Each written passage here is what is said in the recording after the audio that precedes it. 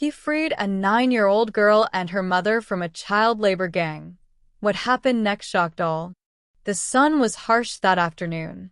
The narrow lanes of the slums seemed to sweat, suffocate, and simmer under the pressure of poverty.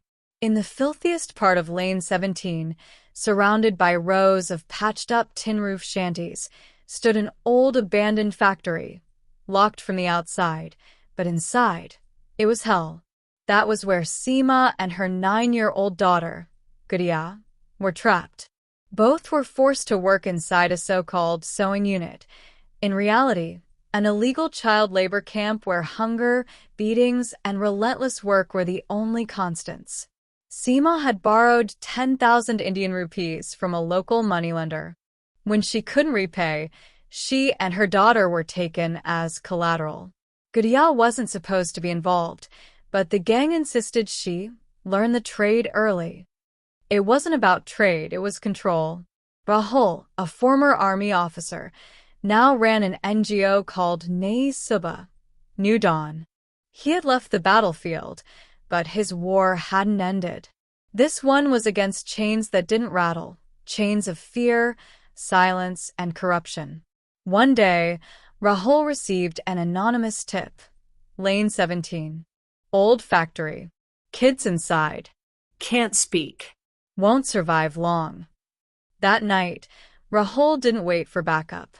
At 3 a.m., he arrived quietly with 4 trusted allies, 2 lawyers, a female social worker, and an undercover photographer.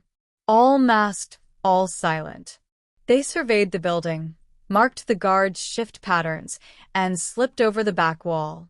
Inside, what they saw could make a soldier tremble.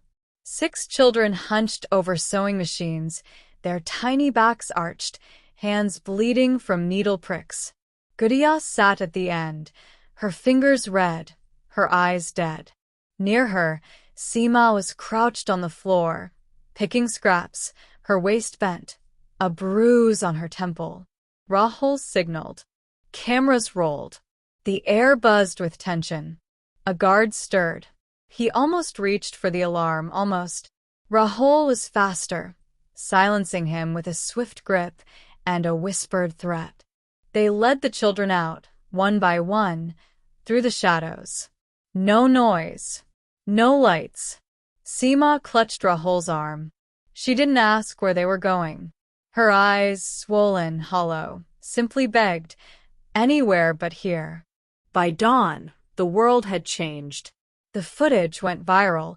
Children held captive, needles and wounds, a mother scream. Headlines blazed across TV screens. Social media exploded. Hashtag Save Gudiya, hashtag Justice for Seema, hashtag Shut the Chains. The pressure hit fast. Police, under public scrutiny, raided the factory by 10 a.m. The owner, a man named Kashiram, was arrested. But what truly shocked the public was what came next. Kashiram had ties to politicians, cops, even businessmen. The whole racket was built on bribes and silence. Not anymore. Seema and Gudiya were taken to Nai Subha's shelter. For the first time in years, they slept on clean beds, under a fan, with food in their bellies. Gudiya received a school bag, real books, real pencils. The wonder in her eyes, just holding a crayon, made everyone weep. Rahul visited often.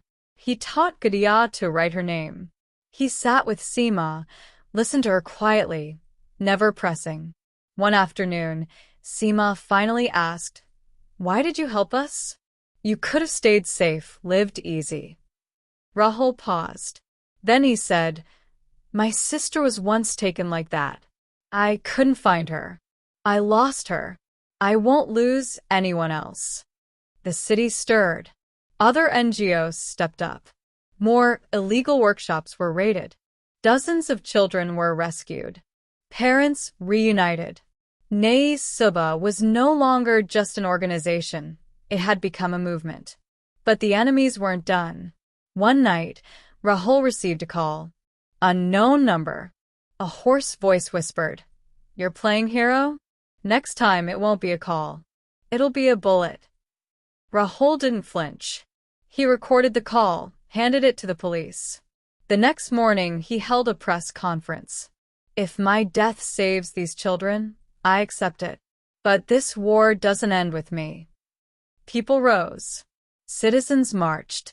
Donations poured in. Celebrities spoke out. Ministers were cornered. A court issued a fast-track trial against Kashiram and his backers. For the first time, it looked like justice might not be blind. 3 months later, Seema had found a job as a trauma counselor at Nai Subha. She now helped other rescued mothers navigate their nightmares. Gadiya had joined school. Her painting, a burst of colors titled Freedom, was displayed at the City Art Festival. The caption read, "By Gadiya, age 9. I drew the day my hands stopped hurting." And Rahul? He still visited Lane 17 every Friday. Not to raid, not to rescue, but to tell stories. Fairy tales, hero tales, and the tale of a mother and daughter who broke their chains and sparked a revolution. And the last line of the story? He saved a mother and her child, and the whole system trembled.